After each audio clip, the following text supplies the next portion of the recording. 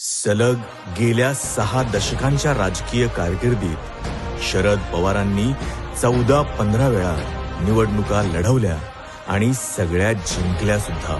यालाच म्हणतात लोकात जाऊन केलेलं लोकहिताचं कल्याणकारी सुसंस्कृत राजकारण. चिरतरुण पवार साहेब 84व्या वर्षी स्वाभिमानासाठी लढताना दिसतात आणि म्हणूनच त्यांना लोकांचा पाठिंबा व प्रेम मिळते. शरद पवार त्यांच्या 57 वर्षाच्या संसदीय राजकारणातील सध्या सर्वोत्तम इनिंग खेळतायत असं जनतेचं ठाम मत आहे.